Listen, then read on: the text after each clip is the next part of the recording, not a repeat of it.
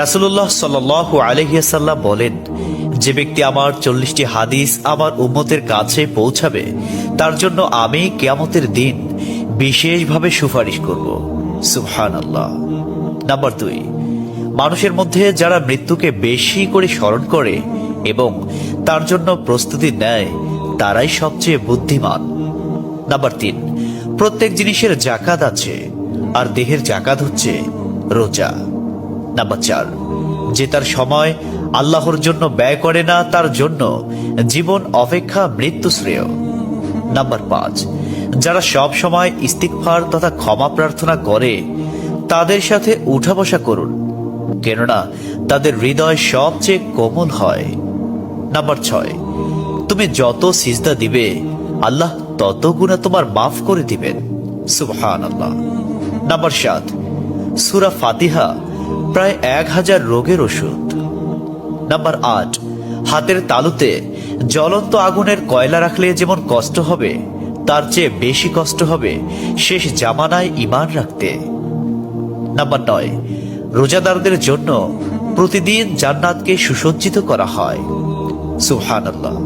Number 10, রাসূল সাল্লাল্লাহু আলাইহি ওয়াসাল্লাম বলেছেন, কিয়ামতের দিন সব নবীর চেয়ে আমার উম্মতের সংখ্যা বেশি হবে এবং আমি সর্বপ্রথম জান্নাতের দরজা খুলব। সহিহ মুসলিম, হাদিস নম্বর 196। 11, যে ব্যক্তি রোজা রাখা অবস্থায় মারা যাবে আল্লাহ তাকে কিয়ামত পর্যন্ত সকল রোজার সওয়াব দান করবেন। সুবহানাল্লাহ। নাম্বার 12, যে ব্যক্তি ফজরের নামাজ আদায় করল সে আল্লাহর হিফাজতে চলে গেল।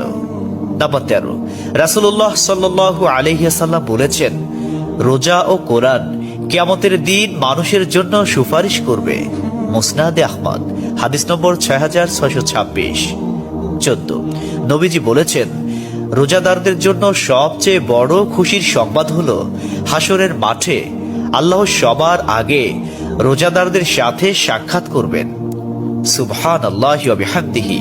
15, যখন রমজান আসে তখন জান্নাতের দরজাসমূহ খুলে দেওয়া হয়।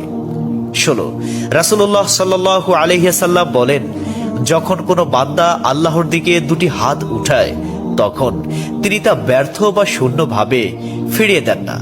তিরমিজি, হাদিস নম্বর 502।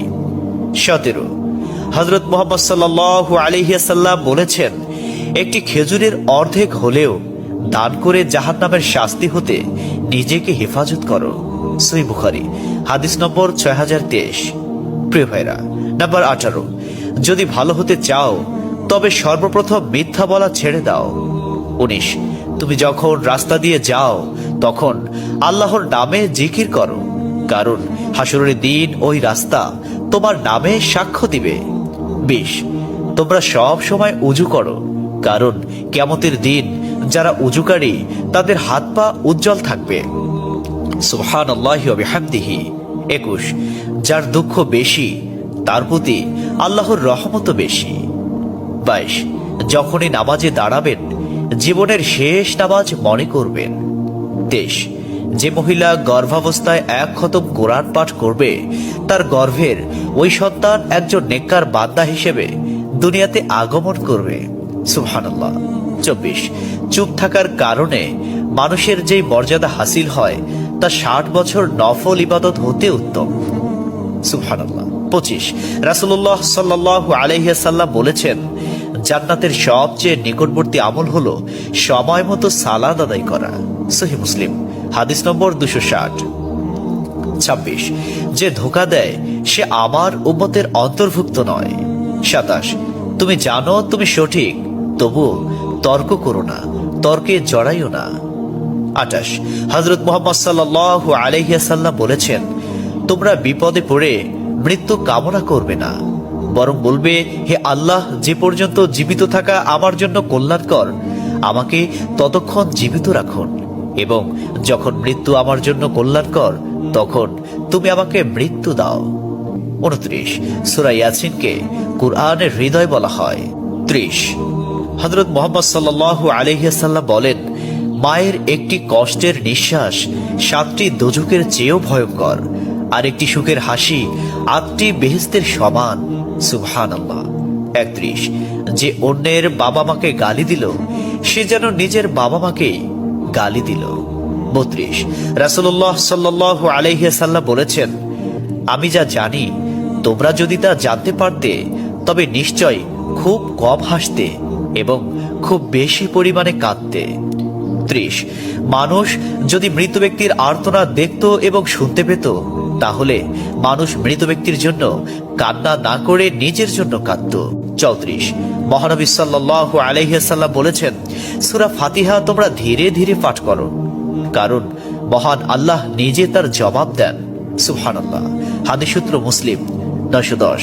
35, রাসূলুল্লাহ সাল্লাল্লাহু আলাইহি ওয়াসাল্লাম বলেছেন, কিয়ামতের দিন যে জিনিসটি মুমিনদের পাল্লায় ভারী হবে সেটি হচ্ছে সুন্দর চরিত্র, আখলাক। আবু দাউদ হাদিস নম্বর 4101। 36, কবরের ভিতরের প্রথম চাপ পৃথিবীর সকল কষ্টকে হার মানিয়ে দেবে। 37, হযরত মুহাম্মদ সাল্লাল্লাহু আলাইহি ওয়াসাল্লাম বলেন, যে ব্যক্তির অন্তরে এক সরিষা দানা পরিমাণ অহংকার থাকবে সে জান্নাতে প্রবেশ করতে পারবে না। সহিহ মুসলিম হাদিস নম্বর 91। 38, কিয়ামতের দিন ওই ব্যক্তির জন্য সুপারিশ করা হবে যে প্রচুর শীত উপেক্ষা করেও ফজরের নামাজ আদায় করল। 39, নিশ্চয় মহান আল্লাহ নম্র, তিনি নম্রতাকে পছন্দ করেন। তিনি নম্র স্বভাবের লোকদেরকে যা দান করেন তা কঠিন স্বভাবের লোকদের দান করেন না। আবু দাউদ হাদিস নম্বর 4807। 40, কবর মানুষকে দিনে 70 বার স্মরণ করে এবং ডাকে। আল্লাহ সুবহানাহু ওয়া তাআলা আমাদের সঠিক জ্ঞান এবং বুঝার তৌফিক দান করুন এবং আমাদের এই সমস্ত হাদিস সমূহের উপর আমল করার তৌফিক দান করুন। আমিন।